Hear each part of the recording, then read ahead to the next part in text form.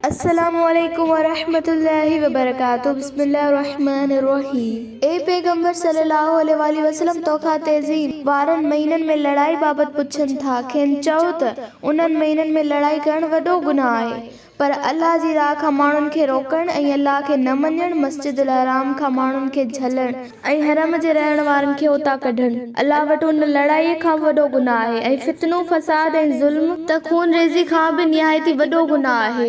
ऐं काफ़िर त अव्हां सां लड़ंदा ई रहंदा, एतिरे क़दुरु जो जेकॾहिं उन्हनि जो वस पुॼे त अव्हां खे पंहिंजे दीन खां ई फिराए छॾीनि। तंहिं करे अव्हां खे हिकु नसीहत था करियूं त जेकॾहिं तव्हां मां को बि पंहिंजे दीन खां फिरियो ऐं कुफ्र जी हालत में मोह, त अहिड़नि माण्हुनि जी कई कमाई दुनिया ऐं आख़िरत में चट थी वई। ऐं अहिड़ा माण्हू दोज़खी आहिनि ऐं हमेशह उन दोज़ख में ई रहंदा। पर जिन ईमान आंदो ऐं उन ते साबित क़दम रहिया ऐं अल्लाह जी राह में पंहिंजा घर ॿार छॾिया ऐं हिजरत जी तकलीफ़ बर्दाश्त कई ऐं अल्लाह जी राह में जहाद कयो, सही अल्लाह जी बाज जा सच्चा उम्मीदवार आहिनि। ऐं बेशक अल्लाह उन्हनि जी ख़ताउनि, कमियुनि ऐं कोताहियुनि खे माफ़ कंदड़, बेहद बख़्शणहार ऐं निहायती रहम करण वारो आहे। ए पैगंबर सल्लल्लाहु अलैहि वसल्लम तोखां शराब ऐं जुआ जे बाबति पुछनि था। खेनि चओ त उन्हनि ॿिन्ही में वॾो गुनाह आहे, जेतोणीकि उन्हनि में माण्हुनि लाइ कुझु फ़ाइदा बि आहिनि, मगर उन्हनि जो गुनाह फ़ाइदनि खां घणो ज़्यादा आहे। ए पैगंबर सल्लल्लाहु अलैहि वसल्लम तोखां उहो पिणु पुछनि था त उहे छा ख़र्ची।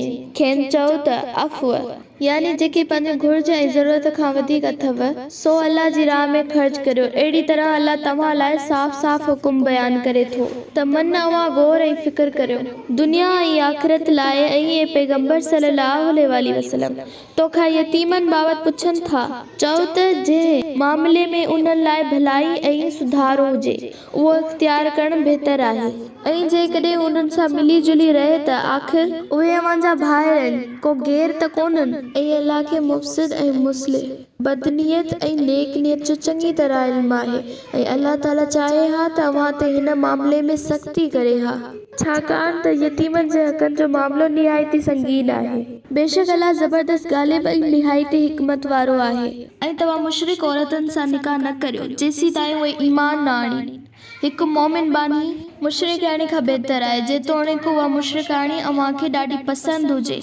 ऐं पंहिंजी औरतुनि जा निकाह पिणु मुशरिक मर्दनि सां कॾहिं बि न कजो जेसीं ताईं उहे ईमान न आणीनि। ऐं यकीनन हिकु मोमिन गुलाम मुशरिक मर्द खां भलो आहे, तोणे उहो मुशरिक तव्हां खे ॾाढो पसंदि हुजे। उहे माण्हू तव्हां खे दोज़ख जी बाहि ॾांहुं सॾीनि था ऐं अल्लाह तव्हां खे पंहिंजे हुकुम सां जन्नत ऐं बख़्शिश ॾांहुं सॾे थो। ऐं अहिड़ी तरह अल्लाह पंहिंजूं आयतूं इंसाननि लाइ खोले बयान करे थो त मन उहे ख़बरदार थियनि ऐं नसीहत पिराइनि।